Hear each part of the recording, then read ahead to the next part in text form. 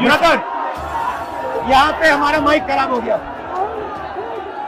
और public meeting करना मुश्किल है। जी बिल्कुल ठीक बात है। तो मैंने सोचा कि हम थोड़ा यूपी के बारे में बातचीत कर लें और आप अपना पर्सपेक्टिव हमें बताइए, हम आपको अपना पर्सपेक्टिव बताते हैं, थोड़ी डिस्कशन करते हैं। और ठीक बात है, ठीक बात है।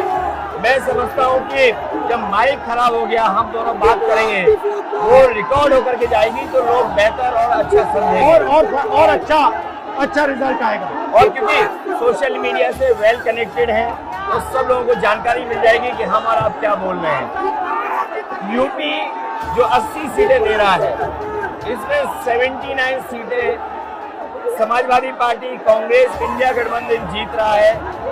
एक जो क्यूटो है उसमें हम और आप लड़ाई में हैं। और इस बार क्यूटो नाम कैसे जापान वाला ही है ये क्यूटो, क्योंकि जो प्रधान सांसद हैं उन्हें सपना दिखाया था काशी के लोगों को कि दुनिया की सबसे बेहतर सिटी बनेगी क्यूटो। तो क्यूटो बनी नहीं बनी, काशी के लोग ये तय करेंगे और फिर वोट डालेंगे। तो इस बार मन मर्जी नहीं चलनी है, मन की बात नहीं चलेगी, हमारे आपकी बात और 140 करोड़ लोगों की बात और संविधान की बात होगी। और आपने देखा, हम सब ने देखा कि यूपी को नरेंद्र मोदी जी ने बेरोजगारी का सेंटर बना दिया और इतनी बेरोजगारी की है। ये जितने बच्चे दिखाई दे रहे हैं, ये दिखाओ, वो लोग हैं दिखाओ जो अग्निवीर या पेपर लीक, जिसकी वजह से उन्हें नौकरी नहीं मिली है और ये सब रोजगार नौकरी चाहते हैं। बीजेपी ने जो झूठे सपने दिखाए थे इन्वेस्टमेंट मीट के, जो झूठा सपना दिखाया था डिफेंस एक्सपो का, जो सपने बेचे थे G20 में, लेकिन इन नौजवानों को न नौकरी मिली न रोजगार मिला, आज ये खाली हाथ हैं। तो इसलिए हमें और आप मिल के, जो आपने कहा, जो इंडिया गठबंधन कह रहा है कि 30 लाख बच्चों को नौकरी दी जाएगी, उस दिशा में हम लोग काम करेंगे। और पहली नौकरी पक्की स्कीम, जिसके माध्यम से हर ग्रेजुएट को नौकरी का अधिकार, बेहतरीन ट्रेनिंग और बैंक अकाउंट में 1 लाख रुपए साल के। आपने नोट किया कि मोदी जी खटाखट बोलने शुरू कर दिए। ये आपके खटाखट के बाद वो रटारट खटाखट कर रहे हैं। अच्छा, आप एक बात बताइए, मुझे क्यूरियोसिटी है, थोड़ा आप अपने पापा के बारे में मुझे बताइए जी। मुलायम सिंह यादव जी के बारे में बताइए। आपने उनसे क्या सीखा? नेताजी और उनके साथ के लोग बिल्कुल जमीनी राजनीति करते रहे। हालांकि नेताजी कुश्ती, पहलवान और गाँव के थे। करते हो कुश्ती? नहीं, मैं कुश्ती नहीं कर पाया जीवन में, क्योंकि मैं मिलिट्री स्कूल में चला गया तो कुश्ती नहीं कर पाया। लेकिन नेताजी इसीलिए धरती पुत्र बोले गए कि वो जमीन की बात को समझते थे। धरती पर जो लोग हैं उनकी क्या भावना है, उसको लेकर के वो आगे बढ़ाना चाहते थे। और आपका इस क्षेत्र से और इस शहर से आज का लगाव नहीं है, न जाने कितने सालों पुराना लगाव है। जो इमोशनल कनेक्ट आपका इस शहर और शहर से है, वो शायद और किसी राजनीतिक परिवार का नहीं होगा। तो नेताजी से उनका हार्डवर्क और अपने लक्ष्य के लिए लगातार काम करते रहना, जो गैर बराबरी की लड़ाई डॉक्टर राम मनोहर लोहिया यहीं लड़े थे। हालांकि हमारी आपकी विचारधारा की यहाँ टकराव रहा, लेकिन हमारे व्यक्तिगत या जो सिद्धांत में कभी समझौता नहीं हुआ।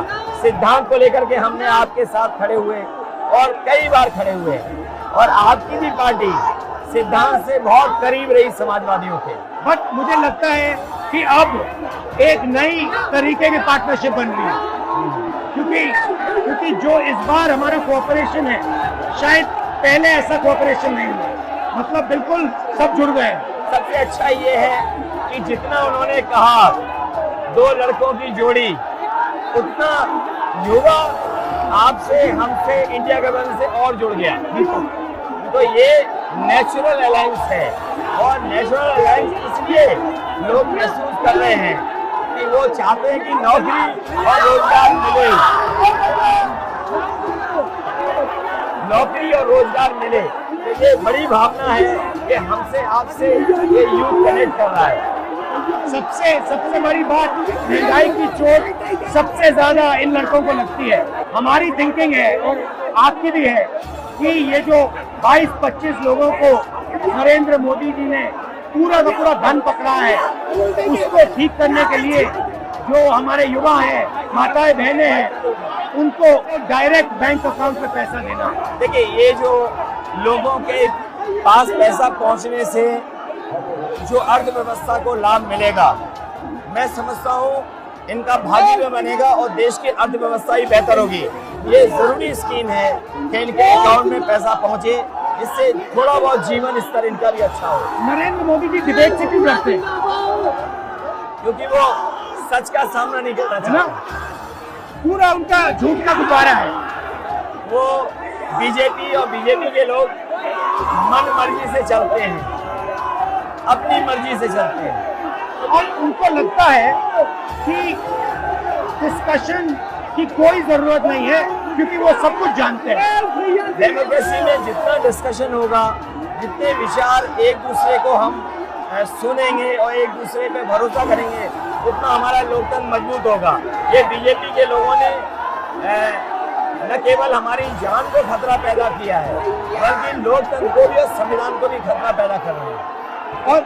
और इसका नतीजा दिख रहा है कि चाइना हमारी जमीन के अंदर आ गया, ये बेरोजगारी बढ़ती जा रही है, जो प्रोडक्शन होता है वो नहीं हो रहा है और पूरा का पूरा एक्सटॉर्शन, ईडी, सीबीआई, ये लोग मतलब एक्सटॉर्ट कर रहे हैं। कई बार सुनने को मिल रहा है और सरकार स्वीकार नहीं कर रही है, लद्दाख की हमारी सीमाएं सुरक्षित हो गई, अरुणाचल के आसपास या सीमा जो चीन से छू रही है वो बहुत असुरक्षित है।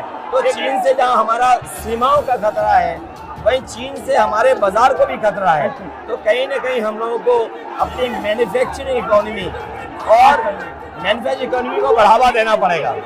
और ये जो स्कीम्स है, पहली नौकरी पक्की और महालक्ष्मी, ये मैन्युफैक्चरिंग सिस्टम को, इकोनॉमिक सिस्टम को जंप स्टार्ट करने के तरीके हैं। ये बहुत अच्छा जंप स्टार्ट होगा। इसको अगर फोकस होकर के आईआईटी, पॉलिटेक्निक, इंजीनियरिंग कॉलेजेस को, इन सबको इकोसिस्टम में ला करके, मैं समझता हूँ युवा नौजवानों को अच्छी नौकरी और रोजगार मिल पाएगा। और हमारा लक्ष्य है कि सब, हर जात को भागीदारी मिले, स्पेस मिले, हर इंस्टीट्यूशन में, बिजनेस में, एजुकेशन के सिस्टम में। तो वो हमारा, हम दोनों का लक्ष्य है। बिल्कुल। और क्योंकि जो बात सभी दल कहते थे, आज इंडिया गठबंधन कांग्रेस भी कह रही है कि सामाजिक न्याय जरूरी है, जाति गणना जरूरी है। देश के लिए ये बड़ी चीज़ है। जब दुनिया में अमेरिका है, यूरोप है, अपने उन लोगों के लिए जो पीछे छूट जाते हैं, उनके लिए कुछ काम करते हैं, तो हमारा जो देश जाति के आधार पर पिछड़ा है, तो इसको आगे बढ़ाने के लिए ये बड़ी भूमिका होगी इस बार। बहुत अच्छा लगा, अच्छी बहुत अच्छी मीटिंग है। मुझे लगता है कि ये यूनिक मीटिंग है। क्या